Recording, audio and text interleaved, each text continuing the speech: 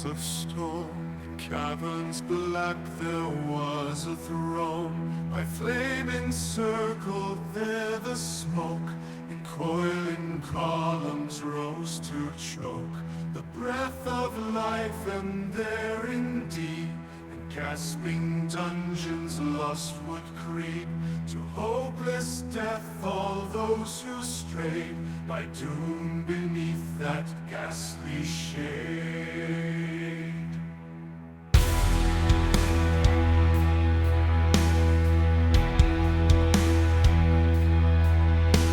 The king there sat most dark and fell, of all that under heaven dwell.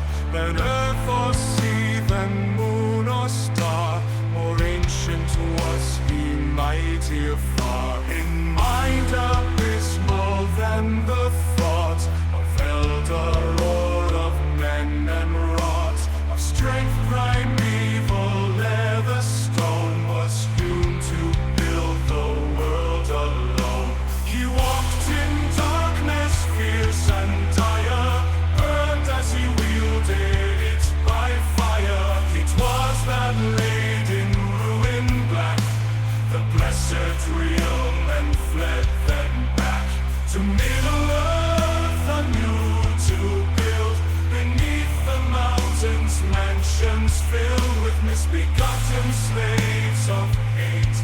Death's shadow brooded at his gate. His host he armed with spears of steel and brands of flame, and at their heel the wolf walked and the serpent crept. With lidless eyes now forth they leapt, his ruinous legions kindling war.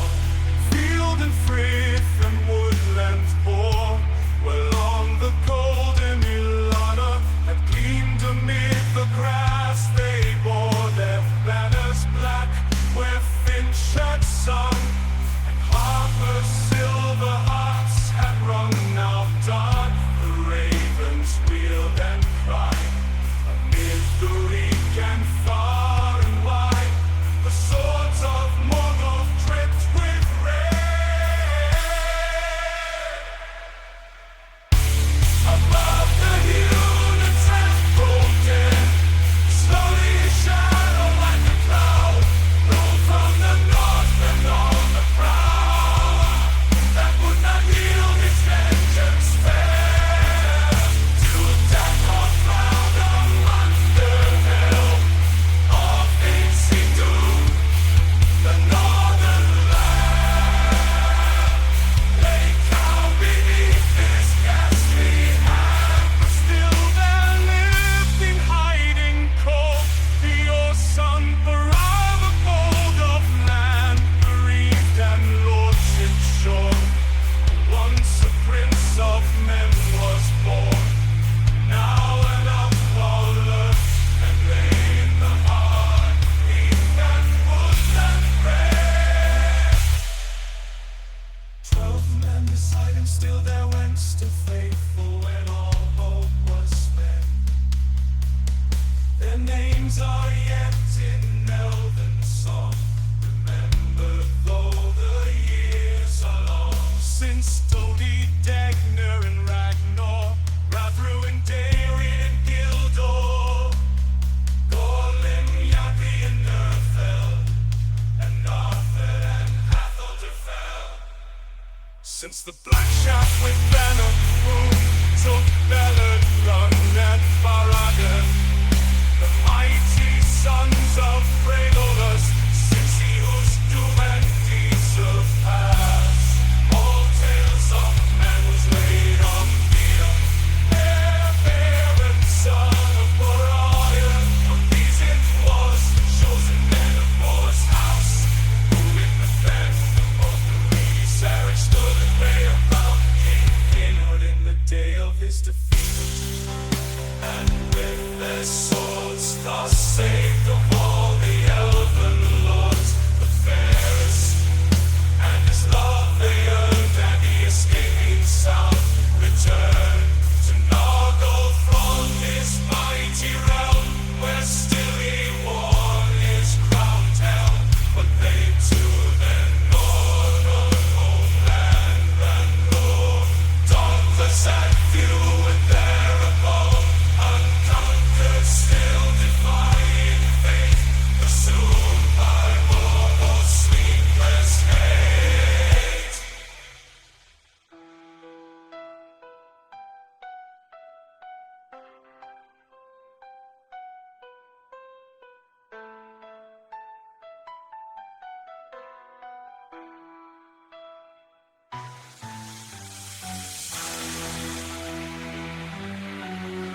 Gold price was set upon each head to match the wagon of a king. No soldier could to Morgoth bring news even of their hidden lair. For where the highland brown and bare above the darkling pines arose, of steep Dorthon into the snows and barren mountain winds, there lay a tarn of water blue by day, by night a mirror of dark glass, for stars of Elbereth that pass above the world into the west. Oh, once hallowed, still that place was blessed, no shadow of Morgoth and no evil thing yet hither came.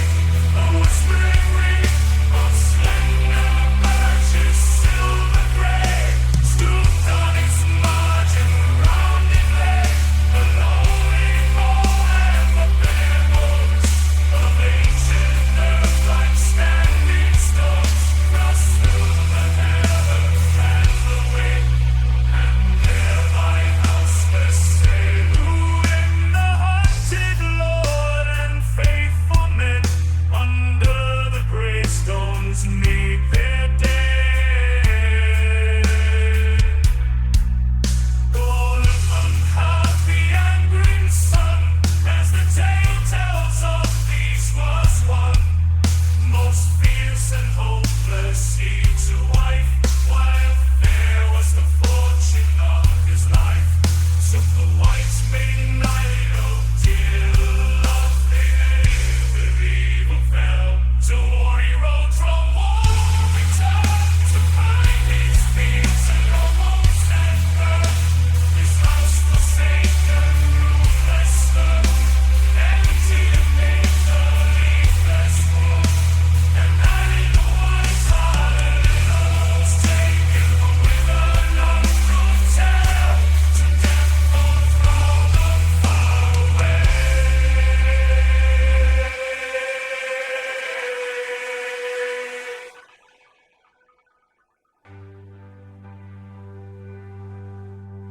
Black was the shadow of that day, forever on his heart and doubt.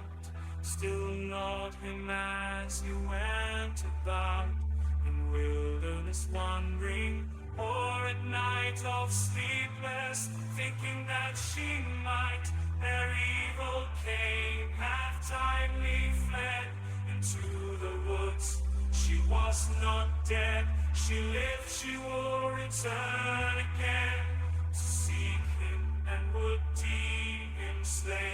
Therefore it was he left the lair, and secretly alone peril dared, and come to his old house at night, broken and cold, without fire or light, and of a grief renewed would gale.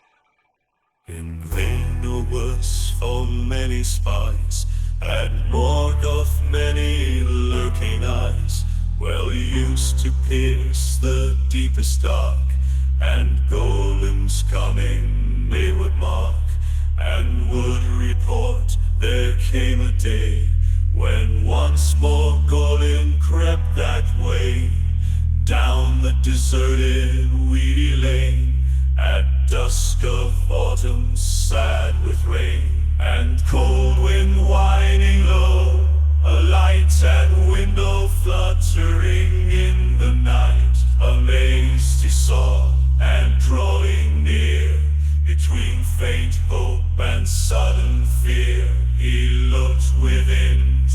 silent hell.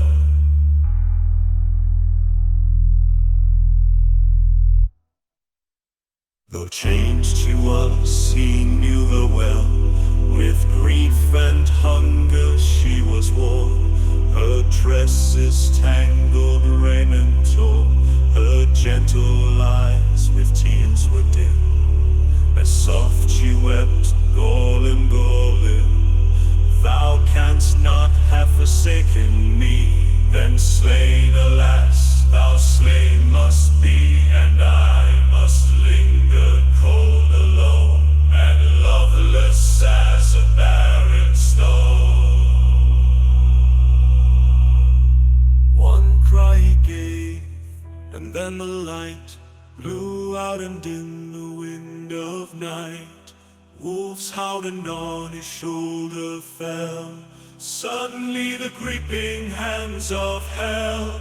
The Morgoth's servants fast him caught, and he was cruelly bound and been brought to Sauron, captain of the host, the lord of werewolf and of ghost, most foul and fell of all who knelt, and Morgoth's throne in mighty dwelt. On Gorlim, but now had ridden, his strength abroad by Morgoth bidden, to find the rebel Barahir. Sat in dark encampment near, and thither his butchers dragged their prey. There now in anguish Gorlim lay, with bond on neck, on hand and foot. To bitter torment he was put, to break his will and him constrain, to buy with treason end of pain. But not to them would he reveal of Barahir, nor break the seal of faith that on his tongue was laid, until at last a pause was made, and one came softly to his stake, a darkling form that stood and spake to him of Eilil, his wife. Wouldst thou, he said, forsake thy life, who with few words might win release for her and thee, and go in peace, and dwell together far from war? Friends of the king, what wouldst thou more?